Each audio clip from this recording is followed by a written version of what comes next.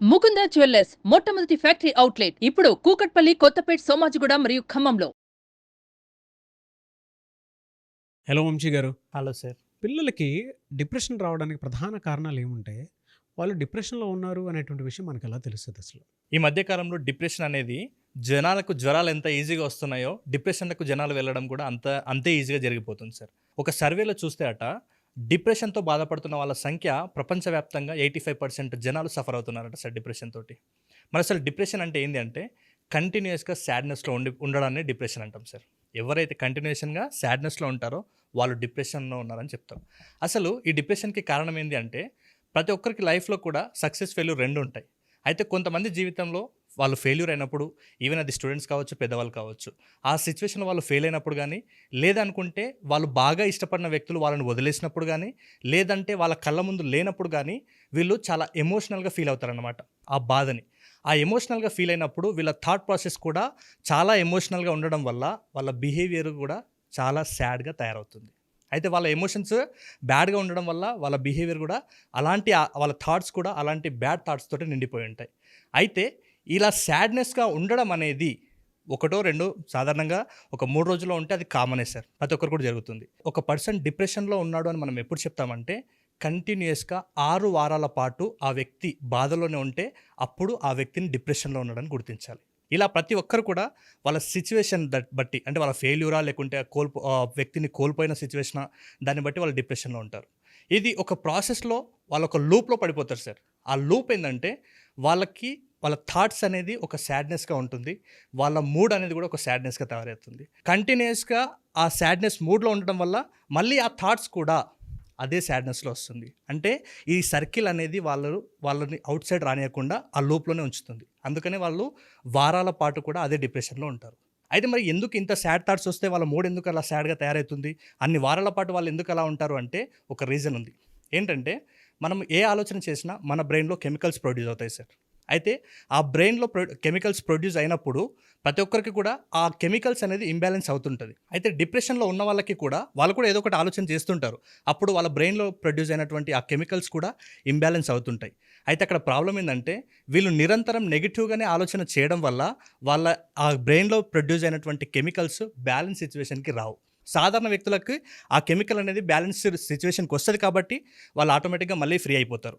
కానీ వీళ్ళకు ఆ ప్రొడ్యూస్ అయినటువంటి బ్రెయిన్‌లో ప్రొడ్యూస్ అయిన ఆ కెమికల్ ఇంబాలెన్స్ స్టేట్‌లో ఉండడం వల్ల వీళ్ళకు రిపీటెడ్‌గా నెగెటివ్ థాట్స్, దాని నుంచి నెగెటివ్ మూడ్‌లో ఉంటారు. కాబట్టి దీన్ని ఓవర్‌కమ్ చేయాలంటే ప్రతి ఒక్కరు కూడా కొన్ని జాగ్రత్తలు పాటించాలి సార్. ఇది మెయిన్ రీజన్. అంటే వాళ్ళకు ఆ బ్రెయిన్‌లో జరిగే ఆ కెమికల్స్ ప్రొడ్యూషన్ వల్లనే వాళ్ళు అలా తయారవుతున్నారు. ఆ సర్కిల్ నుంచి, ఆ లూప్‌లో నుంచి బయటికి రాలేకపోతున్నారు. అయితే దీన్ని బట్టి ఇప్పుడు జనాలు ఎవరెవరు డిప్రెషన్‌లో ఉన్నారో, అంటే కొంతమందికి గుర్తించలేక అలాగే ఇబ్బంది పడుతుంటారు. ఇంకా కొంతమందికి దాని తీవ్రత ఎక్కువైనప్పుడు సూసైడ్ చేసుకోవాలనే ఆలోచనలు కూడా వస్తుంటాయి. ఇంకా ముఖ్యంగా చెప్పాలంటే, ఈ డిప్రెషన్‌లో నెగెటివ్ థాట్స్ వచ్చే ప్రతి ఒక్కరికి కూడా ఆల్మోస్ట్ వాళ్ళ దగ్గర ఏది మాట్లాడినా కూడా నెగెటివ్‌గానే మాట్లాడతారు. మన ఆలోచనేమో ఫ్యాన్ ఎంత బాగుందని ఆలోచన చేస్తే, వాళ్ళ ఆలోచన ఈ ఫ్యాన్‌కి ఊరెట్లేసుకోవాలని వస్తుంది. అబ్బా! మనము బయటికి వెళ్తుంటే, రోడ్డు మీద నడుచుకుంటూ వెళ్తుంటే, మనం ట్రాఫిక్‌నో లేకపోతే ఆ వాతావరణాన్ని ఆస్వాదిస్తుంటే, వీళ్ళు నాకు యాక్సిడెంట్ జరిగితే, మా ఇంట్లో వాళ్ళకేమన్నా జరిగితే, ఇలాంటి ఆలోచన వీళ్ళకు కంటిన్యూయస్‌గా రిపీటెడ్‌గా వస్తుంటది. దానికి రీజన్ ఏంటో అర్థమైంది. బ్రెయిన్‌లో ప్రొడ్యూస్ అయిన కెమికల్స్ ఇంబాలెన్స్ స్టేట్‌లో ఉండడం వల్ల ఇలాంటి నెగెటివ్ థాట్స్, అందుకే సాడ్ మూడ్ వస్తుంది. చాలా పెద్ద విషయం సార్. మీరు మాట్లాడుతుంటే నాకు చిన్న పిల్లల్లో సూసైడల్ టెండెన్సీ అనేది ఒక రకంగా డిప్రెషన్ నుంచి వస్తుందా అనుకునేటువంటి దానికి అతి పెద్ద ఎగ్జాంపుల్స్ చెప్తున్నారు మీరు. అవును సార్. ఏదైనా అంటే ఆ న్యూరో కెమికల్స్ ప్రొడక్షన్ అనేది ఏ విధంగా ఉంటుంది అనంటే ఎమోషనల్ ఇంబాలెన్స్ ఉండటం వల్లే అదంతా జరుగుతూ ఉంటుంది మనకి. అవును సార్. అది ఒక ఊబి సార్. ఊబి. ఇంకంతే, ఆ ఇంకంతే. లూప్‌లో పడినారు అంటే, ఆ మూడ్ అలాగే ఉంటుంది, థాట్స్ అలాగే ఉంటుంది. ఎందుకంటే నెగెటివ్ మూడ్, నెగెటివ్ థాట్. మళ్ళీ నెగెటివ్ థాట్ నుంచి మళ్ళీ నెగెటివ్ మూడే. మనం ఇక్కడ బ్రేక్ చేయాల్సింది ఏందంటే, ఆ థాట్ ప్రాసెస్‌ని చేంజ్ చేసినప్పుడే వీళ్ళ మూడ్ ప్రాసెస్ అనేది చేంజ్ అయితుంది. యెస్. ఎవరెవరు అలాంటి సిట్యుయేషన్‌లో ఉన్నారు, ఇప్పటికి చాలామంది తెలియక ఇబ్బంది పడుతున్నారు. ఒక చిన్న క్వెషనీర్ మనం ఇప్పుడు ఇద్దాం సార్. దాన్ని బట్టి వాళ్ళు ఎంతమంది డిప్రెషన్‌లో ఉన్నారు, డిప్రెషన్ లేకుండా ఎంతమంది రిలాక్స్డ్ స్టేట్‌లో ఉన్నారనేది కూడా వాళ్ళకి అర్థమవుతుంది. ఓకే. జస్ట్ ఇప్పుడు నేను ఒక 15 క్వెషన్స్ చదువుతాను సార్. దీంట్లో మన ఆడియన్స్ ఎవరైతే చూస్తున్నారో వీళ్ళందరూ కూడా పెన్ను, పేపర్ తీసుకొని రెడీగా ఉండండి. నేను క్వెషన్స్ వేస్తాను. మీరు యెస్ ఆర్ నో అనేది అక్కడ నోట్ చేయండి. కింద కామెంట్ బాక్స్‌లో కూడా పోస్ట్ చేసుకోండి. యెస్. ఫస్ట్ క్వెషన్ వచ్చేసి, మీ జీవితం సంతృప్తికరంగా ఉందా? యెస్ ఆర్ నో మీరు రాయండి. సెకండ్ వచ్చేసి, మీ చిన్న చిన్న సరదాలు, వినోదం కోసం చేసే పనులు విడిచిపెట్టేశారా? అంటే చిన్న చిన్న కొంచెం ఎంజాయ్మెంట్ కోసం చేస్తుంటారు, ఆ పనులు విడిచిపెట్టేశారా, అంటే ఇంకేం చేద్దాంలే అన్నట్టు వదిలేశారా? నెక్స్ట్ థర్డ్ వన్ వచ్చేసి జీవితం శూన్యంగా వెల్తిగా అనిపిస్తుందా? ఎస్ ఆర్ నో మీరు రాయండి. నెక్స్ట్ ఫోర్త్ వన్ వచ్చేసి తరచూ మీరు విసుగు చెందుతుంటారా? నెక్స్ట్ ఫిఫ్త్ క్వశ్చన్ భవిష్యత్తు బాగుంటుందని ఆశావాద దృక్పథంతో ఉన్నారా లేరా? మీరు టైప్ చేయండి ఎస్ ఆర్ నో. మీరు ఎంత వద్దనుకున్నా రిపీటెడ్గా నెగిటివ్ థాట్స్ వస్తున్నాయా మీ బ్రెయిన్లో? ఎస్ ఆర్ నో టైప్ చేయండి. మీరు ఎక్కువ సమయం మీ అంతటా మీరే మీ మనసులో మీరే కుమిలిపోతున్నారా? నెక్స్ట్ మీకు జరగకూడదు ఏదో జరుగుతుందని మీ మనసులో అనిపిస్తుందా? నెక్స్ట్ మీరు ఎక్కువ సమయం సంతోషంగా గడుపుతున్నారా? నెక్స్ట్ తరచుగా నిస్సహాయాలుగా మీరు ఫీల్ అవుతున్నారా? అంటే ఇంకా నాకెవరు హెల్ప్ చేయట్లేదు, ఇంకా నాకెవరు హెల్ప్ చేయరు అన్నట్లుగా ఫీల్ అవుతున్నారా? మీరు స్థిరంగా ఒక దగ్గర ఒక పనిని చేయలేకుండా ఉన్నారా? మీరు జనాల్లోకి వెళ్లకుండా ఇంట్లోనే గడపాలనే మీ ఆలోచన ఏదైనా ఉందా? అంటే మీరు జనాల్లోకి వెళ్లకుండా జస్ట్ నేను ఇంట్లోనే గడపాలి అన్నట్టు ఆలోచన ఏమైనా ఉందా మీలో? భవిష్యత్తుకు సంబంధించిన ఆలోచనలు మిమ్మల్ని కలత పెడుతున్నాయా? నాకు జ్ఞాపక శక్తి తక్కువగా ఉంది, నేను ఏ పనిని కూడా కంప్లీట్గా చేయలేకపోతున్నానని బాధపడుతున్నారా? మీరు తరచుగా దిగాలుగా బెంగగా అనిపిస్తుందా? ఈ క్వశ్చన్స్లలో మీకు 10 కంటే ఎక్కువగా ఎస్ అని వచ్చినట్లయితే మీరు కూడా డిప్రెషన్లోనే ఉన్నట్లే. అయితే అందరూ డిప్రెషన్లో ఉండి అందరూ కంప్లీట్గా సివియర్గా డిప్రెషన్లోకి వెళ్తున్నారని కాదు. కొంతమంది ఈజీగా వాటి నుంచి బయటపడతారు, కొంతమంది అదే డిప్రెషన్ తోటి కాలాన్ని గడుపుతుంటారు. సో కామెంట్ బాక్స్లో టైప్ చేయండి ఎంతమందికి 10 వచ్చాయి, ఎంతమందికి 10 అబోవ్ వచ్చాయి, మీ స్కోర్ ఏంటి? అంటే ఎస్ అని మీరు ఎన్నిసార్లు, నేను చదివిన క్వశ్చన్స్లలో మీకు ఎస్ అని ఎన్నిసార్లు వచ్చిందనేది కామెంట్ బాక్స్లో పోస్ట్ చేయండి. అండ్ మీ పిల్లలకి ఆ యాక్టివిటీ చేయించేటప్పుడు ఆన్సర్స్ని బట్టి మీ పిల్లలు ఏ స్టేట్ ఆఫ్ మైండ్లో ఉన్నారో మీకు క్లారిటీ వచ్చేస్తూ ఉంటుంది. సో అది గమనించండి మీరు. వాళ్ళకి అప్పుడు క్లారిటీ వస్తుంది ఎంతమంది డిప్రెషన్లో ఉన్నారో లేదనేది. మరి సరే, డిప్రెషన్కి రీజన్ అర్థమైంది, అంటే బ్రెయిన్లో ప్రొడ్యూస్ అయినటువంటి ఆ కెమికల్స్ని వీరు ఇంబ్యాలెన్స్ చేసుకుంటున్నారు, అంటే బ్యాలెన్స్ చేసుకోలేని స్థితిలో ఉన్నారు కాబట్టి వీళ్ళకి రొటీన్గా సాడ్నెస్, రొటీన్గా ఎమోషన్, దాన్ని ఎలా ఫైండ్ అవుట్ చేయాలో మనం చెప్పాము. సో వీళ్ళు ప్రతి ఒక్క పేరెంట్ కూడా దీన్ని గుర్తించి పిల్లల్ని వదిలేకండి దయచేసి. ఆ డిప్రెషన్ మూడ్లో మరీ సివియర్గా ఉన్నప్పుడు వాళ్ళకి సూసైడ్ అటెంప్ట్ చేసే అవకాశాలు కూడా చాలా బలంగా ఉంటాయి సార్. కాబట్టి ప్రతి పేరెంట్ గుర్తించండి, దగ్గరలో ఉన్న సైకాలజిస్ట్ దగ్గరికి తీసుకెళ్తే మీరు మీ పిల్లల్ని రక్షించిన వాళ్ళు అవుతారు. మరి దీని నుంచి ఎలా బయటపడాలి సార్ అసలు? ఎస్ సార్, మరి దీని నుంచి ఎలా బయటపడాలంటే ఫస్ట్ ఇక్కడ ప్రాసెస్ ఒకటి అర్థమైంది. కంటిన్యూషన్గా ఆ వచ్చే థాట్స్ని మనం బ్రేక్ చేస్తే వాళ్ళు ఆ సాడ్ మూడ్ అనేది ఉండదు. సాడ్ థాట్స్ వస్తున్నాయి కాబట్టి సాడ్ మూడ్ ఉంది. మరి ఇప్పుడు సాడ్ థాట్స్ని మనం బ్రేక్ చేసినట్లయితే అలాంటి మూడ్లోకి వెళ్లకుండా ప్రశాంతంగా ఉంటారు. ఫస్ట్ వన్ వచ్చేసి వీళ్ళకి ఇష్టమైనటువంటి ప్లేస్ లేకుంటే ఇష్టమైన వ్యక్తుల దగ్గర మాట్లాడించాలి సార్. ఇది ఫస్ట్ మీరు చేయాల్సిన, ప్రతి ఒక్క పేరెంట్ కొంత డిప్రెషన్ అనిపించినా కూడా ఈ పని మాత్రం ఖచ్చితంగా చేయాలి.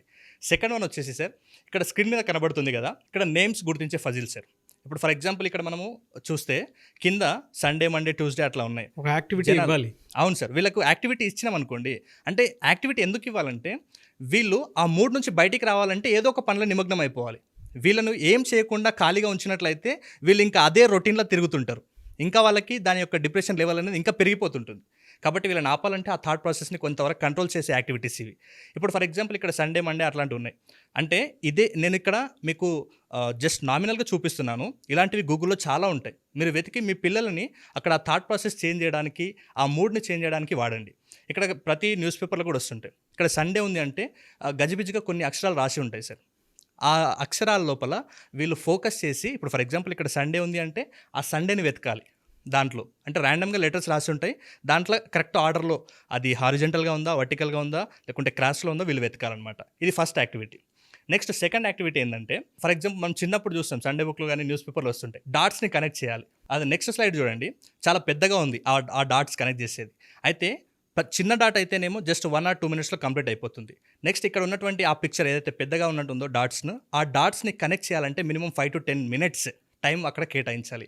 అలా సమయం కేటాయించినప్పుడు వాళ్ళ యొక్క ఆ థాట్ ప్రాసెస్ ఏదో అది షిఫ్ట్ అవుతుంది, అంటే ఒక రకమైన మూడ్ చేంజ్ చేస్తుంది.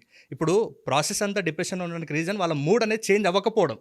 ఆ చేంజ్ అవ్వాలనే అంటే వీళ్ళకు అలాంటి యాక్టివిటీస్ మనం క్రియేట్ చేస్తే ఆ ప్రాసెస్ అనేది చేంజ్ అవుతుంది. కాబట్టి ఇలాంటి యాక్టివిటీస్ ఇవ్వాలి. నెక్స్ట్ థర్డ్ యాక్టివిటీ ఏంటంటే ర్యాండమ్గా నెంబర్స్ రాయాలి సార్. అంటే 2 digits లేకుంటే 3 digits మన ఇష్టం. ఒక పేపర్ మీద ర్యాండమ్గా నెంబర్స్ రాసి, ఇక్కడ మనం స్క్రీన్ మీద చూపిస్తున్నాము, ఆ ర్యాండమ్గా రాసిన నెంబర్లలో మనం ఏదైనా ఒక నెంబర్ చెప్పాలి. నెంబర్ 11 కానీ, నెంబర్ 12 కానీ, నెంబర్ 20 కానీ. ఇలా చెప్పినప్పుడు వాళ్ళ ఫోకస్ మొత్తం ఎక్కడుంటుంది, ఆ ఫుల్గా ఉంటాయి అక్కడ నెంబర్స్, వాళ్ళని చాలా కన్ఫ్యూజ్ చేస్తుంటాయి. ఆ కన్ఫ్యూజ్ చేసే ప్రాసెస్లో వాళ్ళ ఫోకస్ మనం ఏదైతే నెంబర్ చెప్తామో ఆ నెంబర్ మీద వాళ్ళ యొక్క దృష్టి ఉంటుంది. అప్పుడు కూడా మనం అక్కడ వాళ్ళ థాట్ని షిఫ్ట్ చేసే అవకాశం ఉంది. కాబట్టి ఈ 3 యాక్టివిటీస్ వాళ్ళు చేసినట్లయితే ఆ థాట్ ప్రాసెస్ని మనం మార్చిన వాళ్ళం అవుతాం. థాట్ ప్రాసెస్ మారింది అంటే మూడ్ కూడా మారుతుంది. కాబట్టి దయచేసి ఫస్ట్ వన్ వచ్చేసి ఇష్టమైన వ్యక్తులు, ఇష్టమైన ప్లేస్లో తిప్పండి. నెక్స్ట్ ఈ 3 యాక్టివిటీస్ చేయించండి. ఇంకా మెయిన్గా వచ్చేసి నెక్స్ట్ చేయించాల్సిన యాక్టివిటీ ఏదైనా ఉంది అంటే మెడిటేషన్ చేయించాలి సార్ వీళ్ళ దగ్గర. ఈ మెడిటేషన్కి 555 ఫార్ములా అప్లోడ్ చేయండి. ఈ మెడిటేషన్కి అంటే మరి ఏం చేయాలి, జస్ట్ 5 సెకండ్స్ బ్రీత్ ఇన్ చేయాలి, నెక్స్ట్ 5 సెకండ్స్ వాళ్ళు జస్ట్ హోల్డ్ చేయాలి బ్రీత్ని, నెక్స్ట్ 5 సెకండ్స్ బ్రీత్ అవుట్ చేయాలి. ఈ ప్రాసెస్లో ఏమవుతుందంటే మన బ్రెయిన్లో ప్రొడ్యూస్ అయినటువంటి ఆ కెమికల్స్ ఏదైతే ఉన్నాయో, ఆ ఫ్లూయిడ్స్ ఏదైతే ఉన్నాయో దాన్ని కొంతవరకు మనం బ్యాలెన్స్ చేసిన వాళ్ళం అవుతాం. దాని తర్వాత మీరు ఒక హెల్దీ లైఫ్ స్టైల్ని మెయింటైన్ చేసినట్లయితే ఆ డిప్రెషన్ నుంచి ఈజీగా బయటపడే అవకాశం ఉంటుంది. లేదు అంటే అదే లూప్లో, అదే ఓబీలో ఇంకా అలాగే కంటిన్యూషన్ అయిపోతుంటారు. కాబట్టి వాళ్ళ థాట్ని మారిస్తే వాళ్ళ మూడ్ మారుతుంది. వాళ్ళ మూడ్ మారినప్పుడు వాళ్ళు కూడా సాధారణ వ్యక్తుల్లాగా ఉంటారు, అందరితో కలుస్తారు, అన్ని యాక్టివిటీస్ని 100%గా చేయగలుగుతారు. True sir. అంటే మీరు చెప్పిన దాంట్లో 555 బ్రీతింగ్ ప్యాటర్న్ థెరపీ ఏదైతే ఉందో పిల్లల్లో అది చాలా అవసరం కూడా. అవును. అంటే 5 సెకండ్స్ మీరు అన్నది అదే కదా, 5 సెకండ్స్ బ్రీత్ ఇన్, తర్వాత 5 సెకండ్స్ పాజ్లో ఉండాలి, తర్వాత 5 సెకండ్స్ బ్రీత్ అవుట్. అవును సార్. మంచి యాక్టివిటీ అండి.